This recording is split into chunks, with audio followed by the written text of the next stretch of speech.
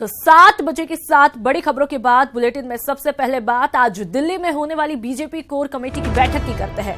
दिल्ली में प्रदेश BJP core committee की बैठक होगी। प्रभारी प्रकाश जावड़ेकर के आवास पर यह बैठक होने वाली है। प्रदेश के बड़े नेता जावड़ेकर से मुलाकात करेंगे। पार्टी अध्यक्ष अमित शाह के साथ भी मीटिंग होगी। उम्मीदवारों के नामों पर मंथन किया जाना है और होली के बाद उम्मीदवारों की पहले लिस्ट आ सकती है।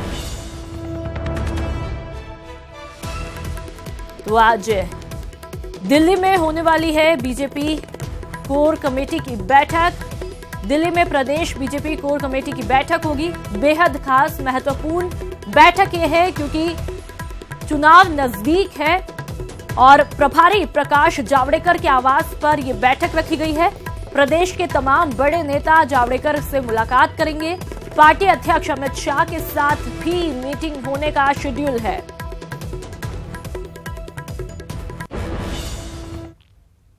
और अब बात कर लेते हैं बीजेपी की माथा 25 की।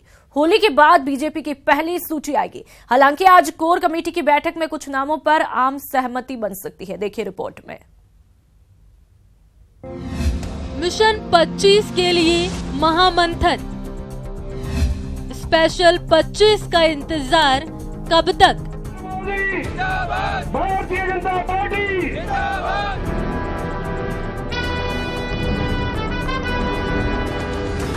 साल 2019 के महासंग्राम के लिए बिगुल बज चुका है, लेकिन अभी तक ना तो कांग्रेस ने उम्मीदवारों की घोषणा की है और ना ही बीजेपी ने। हालांकि बीजेपी ने जीत के लिए नई रणनीति जरूर तैयार कर ली है। होली बाद आएगी बीजेपी की पहली सूची।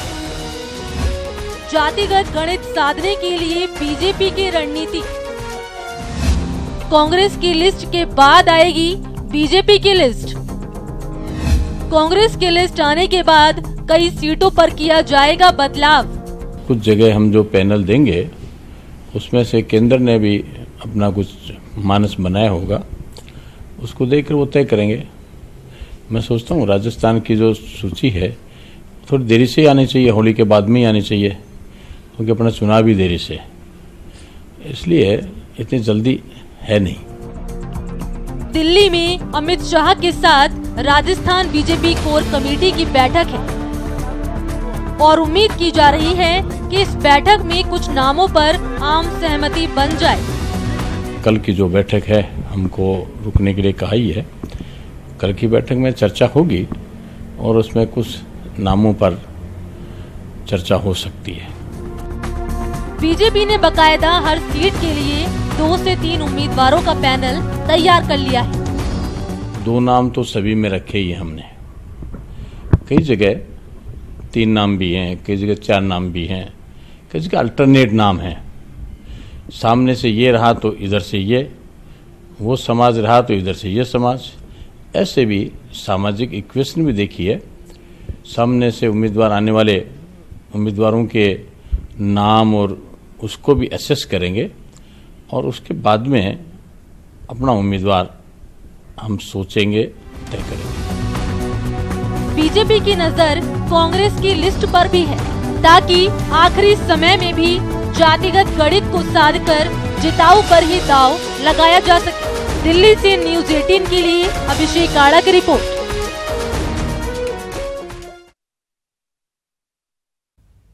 केंद्रीय मंत्री उमा भारती सोमवार को अजमेर पहुंची। यहां पहुंची उमा भारती से जब विपक्ष तीखे प्रहार पर जवाब मांगा गया विपक्ष के द्वारा, तो उन्होंने कहा कि बार प्रधानमंत्री के लिए असभ्य भाषा का प्रयोग हुआ है और इसका जवाब हम दे सकते हैं, लेकिन कांग्रेस को जवाब जनता देगी। भारतीय लोकतंत्र में जब से भारत आज़ाद हुआ है तब से आज तक इतने अशालीन भाषा का प्रयोग नहीं हुआ होगा प्रधानमंत्री के लिए जितना कि अब की बार मोदी जी के लिए हुआ है। मैं तो बल्कि ये कहूँगी कि इस देश में सबसे ज़्यादा इंटॉलरेंस अगर किसी ने फेस की है तो मोदी जी ने फेस की है और ये बहुत शर्मनाक है जो कुछ हुआ है। लेकिन इसका जो जवाब देना होता है हम दे सकते हैं। जो मोदी जी को गालियाँ देते हैं उनको हम ऐसा जवाब दे सकते हैं कि घर से ना निकल पाएँ, लेकिन लोकतंत्र की मर्यादाओं से हम बंधे हुए हैं, इसलिए जनता राजस्थान में लोकसभा चुनाव में यूथ कांग्रेस अपनी भूमिका निभाते हुए 10 लोकसभा सीटों पर जीत दिलाने का काम करेगी। इन 10 लोकसभा सीटों पर यूथ कांग्रेस प्रत्याशी को जिताने के लिए घर घर जाकर संपर्क करेगी। हालांकि यह 10 सीटें कौन सी होगी उसे लेकर अभी अंतिम निर्णय नहीं हुआ है। बताया जा रहा है कि आगामी 2 दिनों में यह तय कर लिया जाएगा कि सोमवार को प्रदेश कार्यकारिणी की बैठक में यूथ कांग्रेस अध्यक्ष अशोक चांदना, राष्ट्रीय उपाध्यक्ष श्रीनिवासन और प्रदेश सह प्रभारी डॉक्टर पलक वर्मा समेत सभी प्रदेश पदाधिकारी और जिला अध्यक्ष शामिल हुए।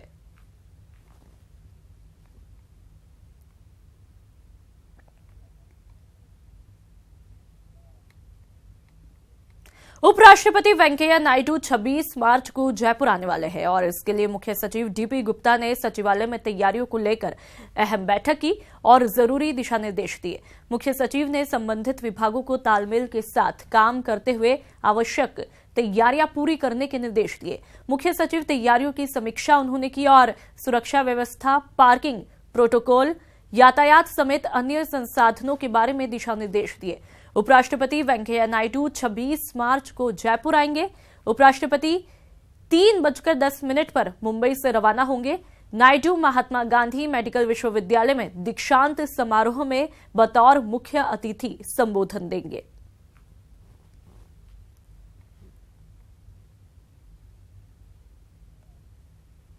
और अब बात अनिल अंबानी की, जिन पर मंडरा रहा जेल जाने का खतरा अब पूरी तरह से टल गया है। ये खतरा उनके बड़े भाई मुकेश अंबानी और भाभी नीता अंबानी की मदद की वजह से टला है। दरअसल रिलायंस कम्युनिकेशन के चेयरमैन अनिल अंबानी ने सुप्रीम कोर्ट की डेडलाइन से पहले ही स्वीडिश कंपनी एरिक्सन को बकाया 459 करोड़ रुपए चुका दिए हैं। इससे पहले की सुनवाई के दौरान सुप्रीम कोर्ट ने अंबानी को अवमानना का दोषी ठहराया था। साथ ही उन्हें 1 महीने के अंदर 453 करोड़ रुपए चुकाने के लिए भी कहा था। इसमें चूक होने पर कोर्ट ने उन्हें 3 महीने जेल भेजने की बात कही थी। एरिक्सन के पैसे चुकाए जाने के बाद अनिल अंबानी ने अपने बड़े भाई यानी कि मुकेश अंबानी और भाभी नीता अंबानी को दिल से धन्यवाद दिया है।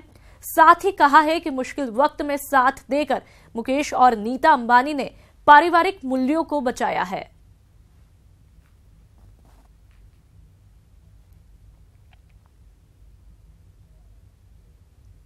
और अब बात करते हैं 113 साल पुरानी उस बीमा कंपनी की जो कि साल दर साल अपनी सफलता का नया इतिहास बना रही है। हम बात कर रहे हैं नेशनल इंश्योरेंस कंपनी की जो कि 1906 में शुरू हुई थी। आपको बता दें कि सरकारी बीमा कंपनियों में इसका नाम भी शुमार है और इस वक्त तेजिंदर मुखर्जी इसकी सीएमडी है। सुनिए अपनी 113वीं सालगिरह मना रही नेशनल इंश्योरेंस कंपनी के सीएमडी ने जश्न के इस मौके पर क्या कुछ कहा। National Insurance Company, incorporated in 1906, actually is the oldest insurance company in India. The name by itself, National Insurance, has earned a really valuable brand over the years. It is recognized as the most trusted government company which has been servicing the nation, and we were the only company for many years which was leading in 2 different zones, that is north as well as east. So it has been a really glorious journey for this 113 years. और इस वक्त की अहम खबर आपको बता दें, गोवा के सीएम बने हैं प्रमोद सावंत। रात करीब 1:50 पर उन्होंने शपथ ली। 11 विधायकों ने भी मंत्री पद की शपथ ली। सुदीन धावलीकर और विजय सरदेसाई ने भी शपथ ली। गोवा विधानसभा के स्पीकर रहे हैं प्रमोद सावंत। पेशे से किसान और आयुर्वेदिक डॉक्टर है प्रमोद सावंत और गोवा के मुख्यमंत्री अब बन चुके हैं।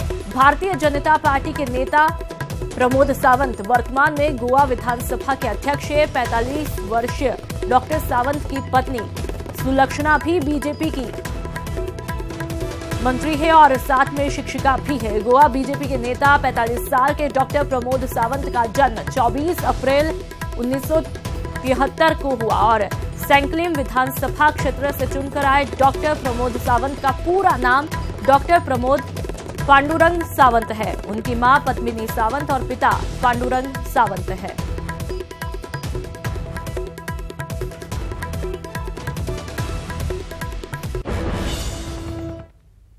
और अब बात आईपीएल की, जिसका आगाज 5 दिनों बाद होगा। लेकिन शुरुआत से पहले पिंक सिटी में फिर से रियायती स्टूडेंट टिकटों की मांग सामने आई है, जिसको लेकर एसएमएस स्टेडियम में स्टूडेंट्स ने हंगामा कर दिया। मैदान सजा नहीं, हंगामा चालू है, टिकट बिका नहीं, नारेबाजी जारी है। महंगे टिकटों के खिलाफ यूथ का हल्ला बोल। फटाफट क्रिकेट यानी इंडियन प्रीमियर लीग का आगाज होने में अभी 5 दिन बाकी है, लेकिन लीग की शुरुआत से पहले ही एसएमएस स्टेडियम में महासंग्राम छिड़ गया है। स्टेडियम में छात्र संगठन एबीवीपी के कार्यकर्ताओं ने स्टूडेंट्स के लिए कम दर पर टिकटों की मांग की है। विद्यार्थी परिषद ने यहाँ पर प्रदर्शन किया है और मांग की है कि छात्रों को 50% रियायत में टिकट मिले। साथ ही यहाँ पर जो छात्रों की जो व्यवस्थाएं हैं वो रियायत दर पर दी जाएं, जिससे कि छात्र अपने एंजॉय कर सके और साथ ही यहाँ पर रियायत दर में मैच देख सके। छात्रों के मुताबिक आईपीएल मैचों में पहले 250 रुपए की टिकट हुआ करती थी, लेकिन अब टिकटों की कीमत 500 रुपए है। स्टूडेंट्स ने मांग की है कि उन्हें आधे दामों की रियायत दी जाए। इतना ही नहीं, छात्रों ने डुप्लीकेट टिकटों की शिकायत भी दर्ज कराई है। पिछले साल जयपुर में खेले गए मैचों के समय कई दर्शकों ने डुप्लीकेट टिकट होने की शिकायत की थी, लेकिन रॉयल मैनेजमेंट ने इस शिकायत को खारिज कर दिया। पिछली बार मैं जब एक टिकट लेके गया था यहाँ से काउंटर पे मैंने 1000 रुपए दिए थे, लेकिन जब मैं एंट्री के लिए आया मैच वाले दिन तो मेरे को एंट्री नहीं दी गई और वो टिकट पहले ही हो चुकी थी। टिकटों की संख्या सार्वजनिक किया जाना चाहिए कि कितने टिकट यहाँ से जाती हैं, क्योंकि यहाँ पे जो काउंटर पे बैठते हैं वही लोग फर्जीवाड़ा करते हैं। जो पिछली बार भी ऐसा हो रहा था, अब की बार भी ऐसा होने जा रहा है। बहरहाल आईपीएल मैचों की शुरुआत से पहले राजस्थान रॉयल्स को जल्द ही छात्रों की मांग और दर्शकों की शिकायत पर अमल करना होगा, ताकि एक बार फिर जयपुर में बिना किसी हंगामे के जयपुर राइट्स मैच का लुत्फ उठा सके। न्यूज़ 18 के लिए जयपुर से महेश दादिश की रिपोर्ट। प्रदेश में सरकार बदले 3 महीने से ज्यादा का वक्त हो गया है, लेकिन एक चीज जो कि जालौर में नहीं बदली वो है पानी की समस्या। जी हां, पिछले 10 सालों से जालौर की जनता बूंद बूंद पानी को तरस रही है। सरकार बदली, समस्या जस की तस। 3 विधायक भी बदले, समस्या जस की तस। बस बहुत हो गया, कब बदलेगा जालौर का नसीब। जी हां, पिछले 10 सालों से बूंद बूंद के लिए तरस रहे जालौर जिले की किस्मत आज भी वैसी ही है जैसी 10 साल पहले थी। इस दौरान सरकारें आई और गई, लेकिन हालात बदलने के बजाय बस से बदतर ही होती चली गई। अब आलम यह है कि जालौर जिले में जगह जगह तालाब सूख चुके हैं।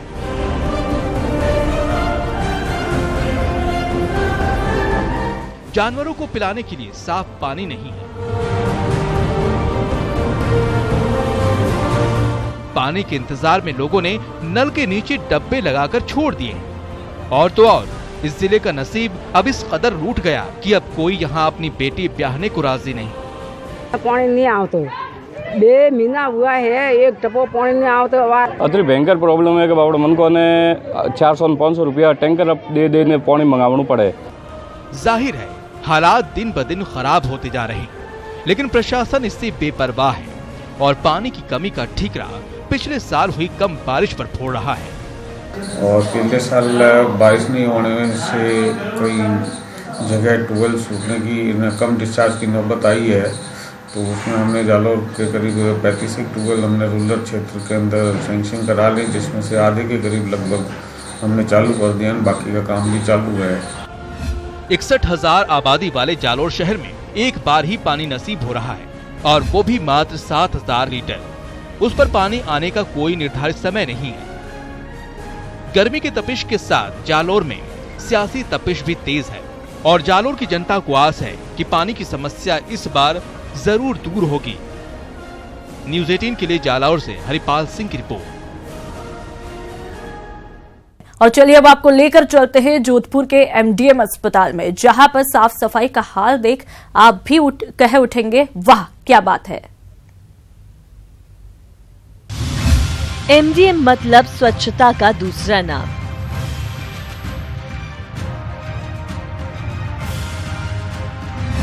MDM मतलब जहां साफ सफाई है मिशन।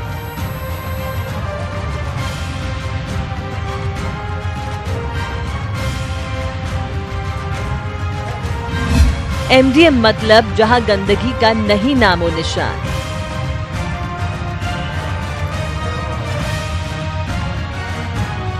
पश्चिमी राजस्थान का सबसे बड़ा अस्पताल जहां इलाज कराने जोधपुर ही नहीं दूर दूर से लोग आते हैं और आए भी क्यों ना। बेहतर इलाज के साथ यहां साफ सफाई का विशेष ख्याल जो रखा जाता है। अस्पताल में जो पहले काफी मतलब पीक ठोकते थे और लोग जो सफाई कर्मचारी बहुत परेशान थे इन चीजों से कि साहब हम साफ कर रहे हैं, पीछे पीछे गंदगी कर रहे हैं, तो इस अब काफ़ी ठीक लग रहा है हमको। और जो भी है सब लोगों ने इसकी प्रशंसा की है और हम तो ही चाहते रहे कि कंटिन्यू चलता रहे और लोगों में मैसेज आवे कि इसका सेवन ना करें। जी हाँ, जिस अस्पताल में पहले गंदगी का अंबार रहता था वही अस्पताल स्वच्छता की मिसाल है। और ये सब संभव कैसे हुआ, तस्वीरों से समझिए।